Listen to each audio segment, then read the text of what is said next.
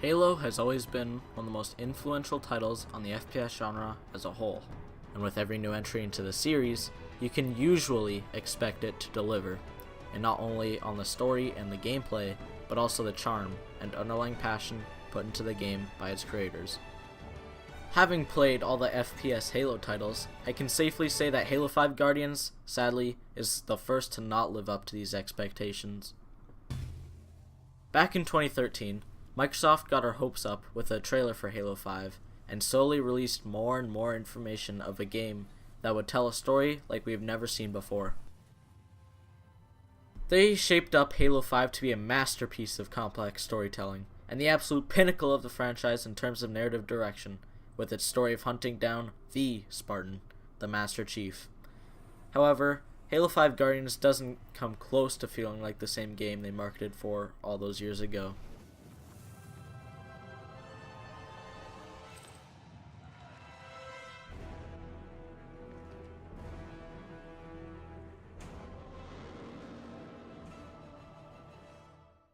The narrative here is easily the worst in the series. The campaign has way too much exposition, often describing the situation rather than putting me into it. What the hell are Spartans doing here? What's going on? Meridian Station's under attack. Sloane's trying to put up a fight, but I got family up there. They ain't armed. Osiris, the people of Meridian Station need our assistance. The plot of the story feels rushed, often skidding through a situation way too fast or early for the player to feel anything from it. An example of this would be with one of the main and huge threats being killed off within the first 15 minutes. The fight was so anticlimactic that the player doesn't really feel the intensity or anything at all other than dissatisfaction from the fight.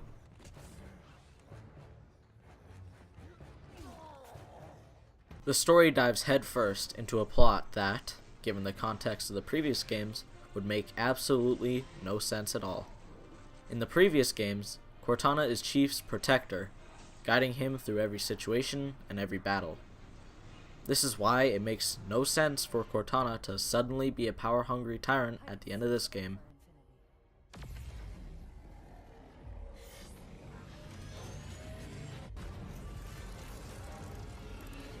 In the end scene, when we see Cortana kill thousands of people by dropping ships out of orbit into Earth, the shock of what she just did evokes less emotion and more questions in the player of why her character just did a 360, and just depicts how badly characters were managed in this new Halo installment. Speaking of horribly managed characters, did I mention that Halo 5 introduces 7 new characters, 3 on Blue Team and 4 on Team Osiris, all coming from the expanded universe of the novels? 'Cause people read those, right? They gave Master Chief 3 new characters that made up Blue Team, supposedly the people he trusts the most and his greatest friends in the novels, but you wouldn't derive that from how they acted in this game, because they act like cardboard. These characters have no unique qualities or interactions with the Chief to stand them out or distinguish them, making them feel pointless to the story of Halo 5. This point goes for Locke's team as well, which is a little bit more fleshed out, actually talking about how the characters got onto the team and all, but not nearly to the point of where it needs to be. I figure if God can hear how scared I am, so can everyone else. Locke, you buying the first drink when we're done? You ask, you buy. Lastly, the most disappointing part of the campaign was the conflict between Master Chief and Spartan Locke. In the marketing, it painted an epic battle in which in the end, one would stand as victor and the other fall and perish as the inferior. Even on the box art for this game, it emphasizes Master Chief and Locke's supposed battle, which is why the in-game depiction of this battle feels so disappointing and lackluster, to say the least. The entire battle that the game revolved around lasted about a minute and was all in cutscene, with neither really being the victor, despite Master Chief's far superior augmentations and experience.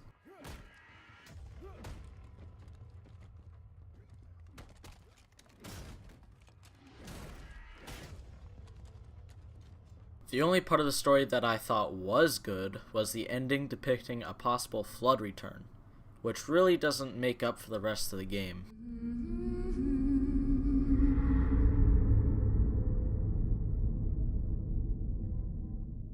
Overall, the narrative doesn't really go anywhere, and makes Halo 5 feel like it exists only to prepare for the next installment, Halo Infinite.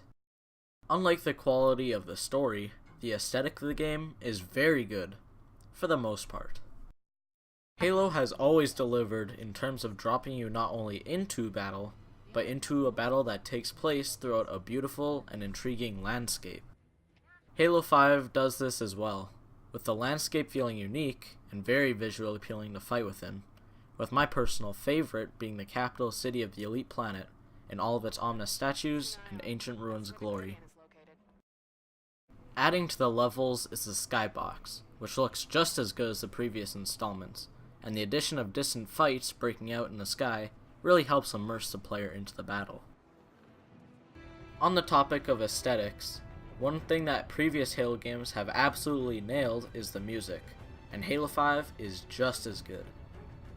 The best piece of Halo 5, to me anyways, is the Trials, as it includes a bunch of previous Halo tracks in one.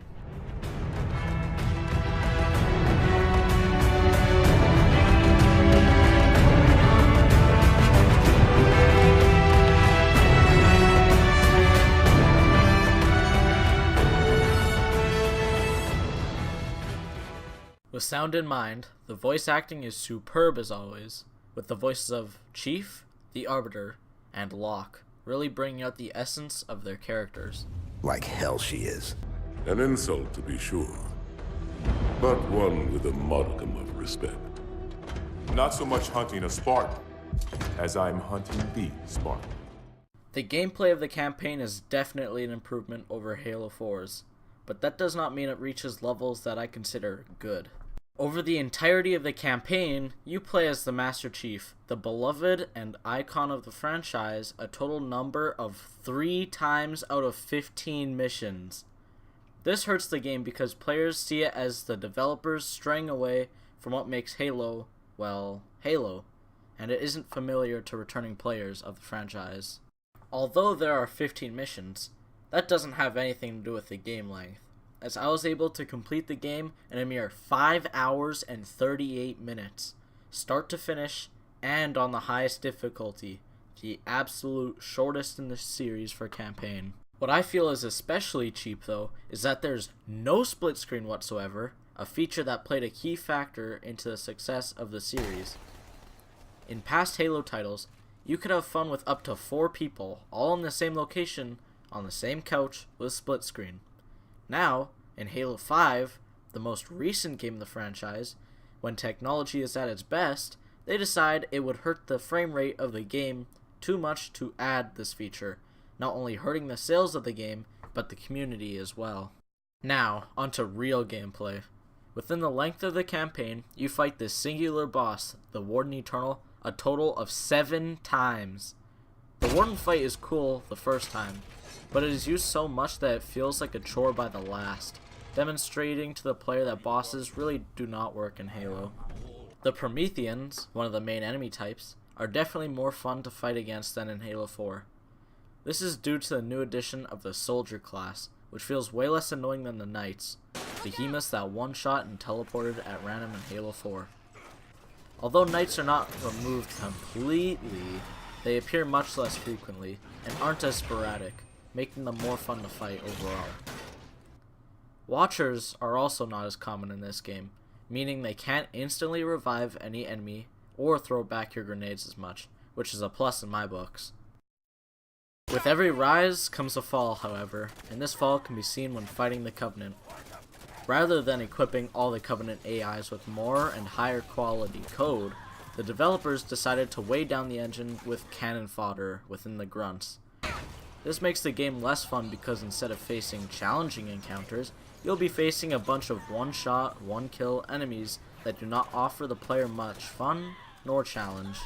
In the marketing, one of the main selling points of Halo 5 is the addition of the Spartan abilities, which help the player move around or fight in a more unique fashion.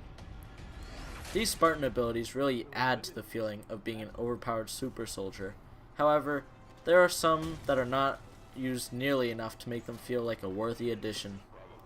Over the entire campaign, I feel like I used the Spartan Dash and Ground Pound ability once or twice each, due to both putting you into overwhelming and vulnerable situations that will end in your death, especially on Legendary.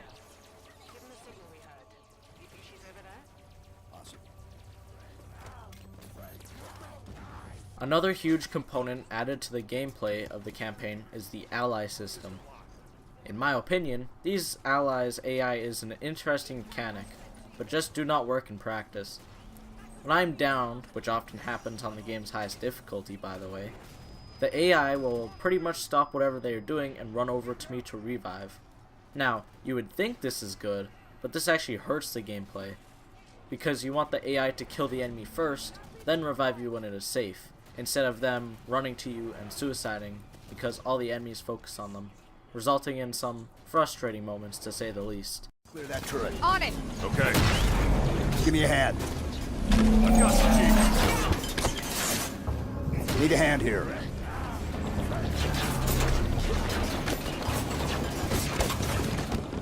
Although the maps are aesthetically pleasing and dynamic, the mission design for the maps gets lackluster and repetitive. In the last mission alone, you have to defend a point against waves of enemies 3 times in a row in the same space, making the maps feel boring because the missions are. Halo games of the past are usually pretty expansive, letting you wander from the given path to explore out of the map. In Halo 5, however, players that want to explore are met with invisible walls to restrict you from the exploration, and for me, this resulted in disappointment that I couldn't explore these insanely detailed maps. So, considering all of the ups and downs of the campaign, what would I rate Halo 5 Guardians? I would rate Halo 5 Guardians 4 out of 10. Halo 5 marks the lowest point in the Halo series for me. Not because Halo 5 is a bad game, because it really isn't. It is a painfully average game, but because it is a bad Halo game. This is not the Halo I have come to know and love.